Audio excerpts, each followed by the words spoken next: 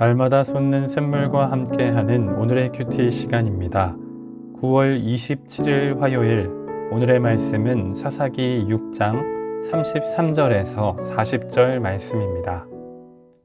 그때에 미디안과 아말렉과 동방 사람들이 다 함께 모여 요단강을 건너와서 이스라엘 골짜기에 진을 친지라.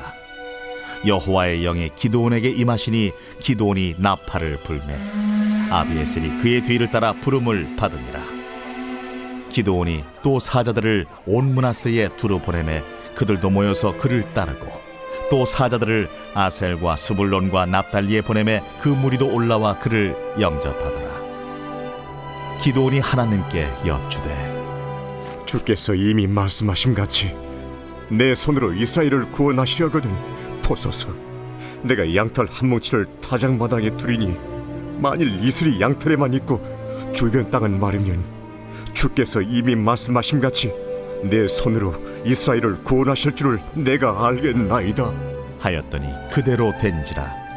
이튿날 기드온이 일찍이 일어나서 양털을 가져다가 그 양털에서 이슬을 짜니 물이 그릇에 가득하더라.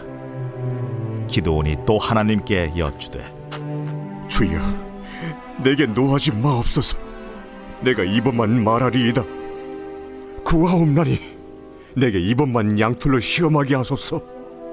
원하건대 양털만 마르고 그 주변 땅에는 다 이슬이 있게 하옵소서 하였더니 그 밤에 하나님이 그대로 행하시니 곧 양털만 마르고 그 주변 땅에는 다 이슬이 있었더라.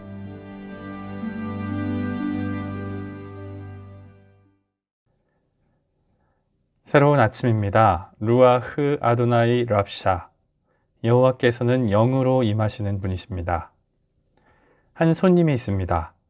이분은 사전에 전화 한 번 없이 불현듯 제 집에 들이닥칩니다.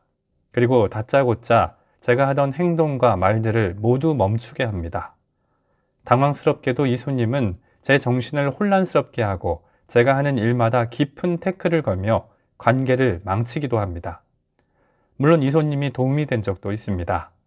스팸 전화나 명의 도용 혹은 사기꾼에게서 저를 구해준 적도 있으니까 말입니다. 특히 이 손님은 스스로 똑똑하다고 자부하는 사람을 좋아하는 듯합니다. 그래서 이 손님은 교회의 성도들도 종종 찾아갑니다. 집사님이나 권사님, 장로님이나 목사님, 전도사님이나 사모님도 예외는 아닙니다. 그런데 교회의 많은 분은 자기 집에 찾아온 이 손님을 꼭꼭 숨기고 없는 척할 때도 있습니다. 혹시 여러분은 이 이야기를 들으시면서 손님의 이름이 무엇인지 짐작하셨습니까? 네, 그 손님의 이름은 의심입니다. 의심은 불현듯 찾아와 우리 머릿속을 혼란스럽게 합니다. 우리가 하는 일을 멈추게 하고 관계를 망치며 더는 일이 진전되지 못하게 합니다. 때론 도움도 될 수 있지만 신앙생활에 큰 걸림돌이 될 수도 있습니다. 상당히 많은 직분자들은 이 의심을 마음에 감추고 있으면서 그 사실을 숨기고 태연한 척 지내기도 합니다. 하지만 그 불청객을 내보내기 전까지 우린 믿음의 발걸음을 한 발짝도 옮길 수 없습니다. 본문의 기드온은 성령의 임재 가운데 많은 무리를 전쟁에 소집했지만 정작 본인은 의심이란 늪에서 헤어나오지 못하고 있었습니다. 지금 여러분 마음 가운데도 그 손님이 찾아와 있진 않습니까? 오늘 말씀을 듣는 저와 여러분은 마음속 의심의 구름을 몰아내고 신실한 믿음으로 승리하며 살아갈 수 있기를 소망합니다. 어제 본문에서 기드온은 큰 순종의 결단을 했습니다. 기드온은 모두 잠든 밤 종들을 데리고 아버지의 바알 제단과 아세라상을 헐고 7년 된 숫소를 여호와께 번제로 드렸습니다. 여호와께서 말씀하신 명령을 따라서 말입니다. 성읍 사람은 이것이 누구의 소행인가 물었고 기드온의 아버지 요아스는 그들 앞에서 기드온을 변호했습니다. 이후 기드온의 이름은 여룹 바알이라 소문이 났는데 그 뜻은 바알과 더불어 다툰다는 의미입니다. 이제 기드온은 바알 우상과의 단절을 선포하고 하나님의 뜻에 순종하는 사사로서의 첫 발을 내디딘 것입니다. 본문 33절을 보면 이때 마침 미디안과 아말렉과 동방 연합군이 다시 쳐들어옵니다. 그들은 파종 시기에 맞춰 요단을 건넜을 것입니다. 갈릴리와 에브라임 산지의 넓은 평야인 이스르엘 골짜기에 그들은 메뚜기 떼같이 몰려왔습니다. 그런데 동시에 놀라운 일이 일어났습니다. 34절입니다. 여호와의 영이 기드온에게 임하시니 기드온이 나팔을 불매 아비에셀이 그의 뒤를 따라 부름을 받으니라. 아멘. 성령이 기드온에게 임하신 것입니다. 그리고 성령에 충만한 기드온이 나팔을 불자 우상 숭배에 앞장섰던 그 가문 아비에셀이 먼저 돌이키게 됩니다. 성령의 이끌심을 받는 인도자가 앞서 나갈 때 그 가족과 공동체가 함께 주께 돌아오게 된 것입니다. 그런데 안타깝게도 성령에 충만해야 할 기드온 속에 예상치 못한 손님이 뻔뻔히 버티고 있었습니다. 제 아무리 능력 있는 사사라 할지라도 그 발걸음을 옴짝달싹 못하게 만드는 무례한 손님, 의심 말입니다. 앞서 여호와의 사자 앞에서도 기드온 속에 있던 의심은 기드온에게 혼란한 생각들을 심어 놓았습니다. 내 앞에 저분이 정말 하나님이 맞을까? 하나님께서 정말 너같이 약하고 무능한 사람과 함께 하실까? 구원이나 기적 같은 것은 옛날 설화 같은 일 아닐까라고 말입니다. 그런 기드온에게 여호와의 사자는 예물을 받으시고 놀라운 기적을 보이심으로 당신의 하나님 되심과 함께 하심, 그리고 불가능한 일을 가능하게 하심을 보이셨습니다. 그런데 하나님의 성령으로 옷 입은 기드온 속에 아직도 떠나지 않고 숨어서 눈살을 찌푸리게 만드는 진상 손님이 있었던 것입니다. 한 차례 기드온의 마음과 정신을 뒤흔든 의심이란 손님은 기드온에게 또 다른 관점을 제시했습니다. 분명 눈앞에 모인 므낫세와 아셀과 스불론과 납달리 군사도 많아 보였지만 그보다 멀리 이스라엘 골짜기에 메뚜기 떼와 같은 적들의 연합군 모습이 아찔하게 다가왔습니다.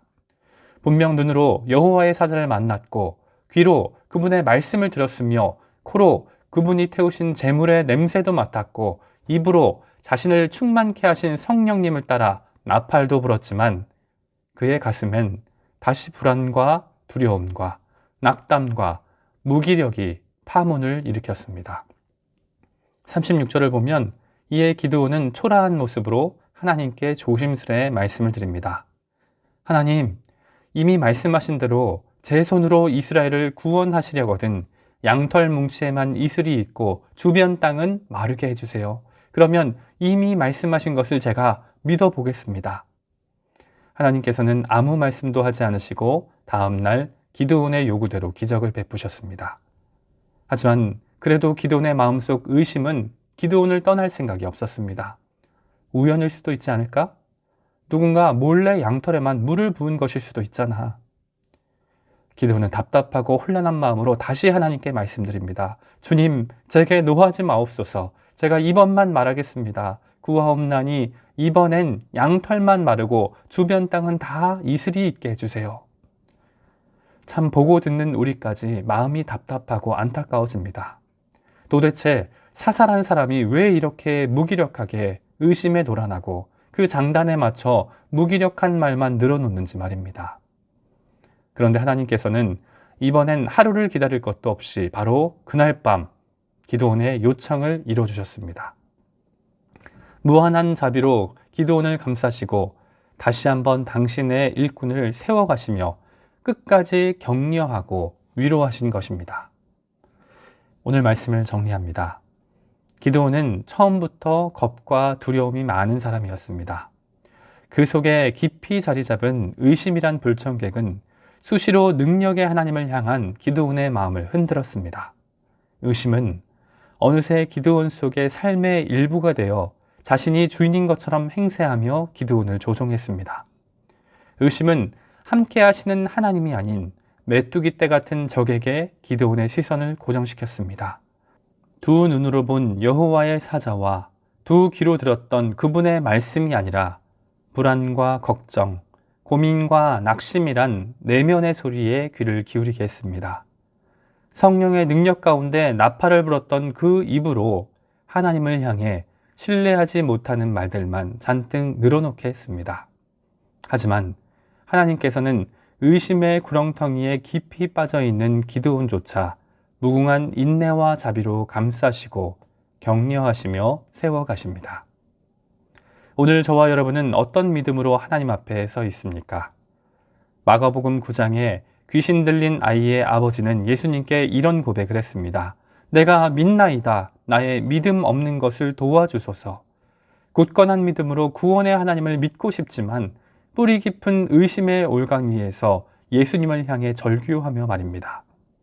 의심은 바로 지금도 저와 여러분 속에 몰래 자신의 존재를 숨긴 채 숨어 있다가 중요한 순간, 결정적인 순간 우리의 믿음을 흔들고 우리 발을 깊은 수렁으로 끌고 갑니다. 마지막 때에 믿음을 지키는 것이 쉽지 않기에 예수님께서는 누가복음 18장에서 그러나 인자가 올 때 세상에서 믿음을 보겠느냐라고 말씀하시기도 합니다. 사랑하는 안천교회 성도님들, 믿음이 없이는 하나님을 기쁘시게 할 수 없다는 것을 우린 잘 알고 있습니다. 그런데 우리 마음의 집에 스며든 의심은 오늘도 자신의 존재를 감춘 채 조용히 우리 믿음의 벽을 허물어 가고 있지는 않습니까? 이 말씀을 듣는 저와 여러분은 우리 마음을 흔들고 성경보다 위에 서서 주인 행세를 하는 의심의 구름을 몰아내길 원합니다. 예수님 말씀을 따르며 신실한 믿음으로 승리하는 성도님들 되시기를 간절히 소망합니다. 함께 주님 가르쳐 주신 기도로 말씀을 마무리하고 개인적인 기도 제목과 자신이 속한 공동체를 위해서 또 한국교회와 세계 열방을 위해서 기도하길 원합니다. 하늘에 계신 우리 아버지, 아버지의 이름을 거룩하게 하시며 아버지의 나라가 오게 하시며 아버지의 뜻이 하늘에서와 같이 땅에서도 이루어지게 하소서. 오늘 우리에게 일용할 양식을 주시고 우리가 우리에게 잘못한 사람을 용서하여 준 것 같이 우리 죄를 용서하여 주시고 우리를 시험에 빠지지 않게 하시고 악에서 구하소서. 나라와 권능과 영광이 영원히 아버지의 것입니다. 아멘.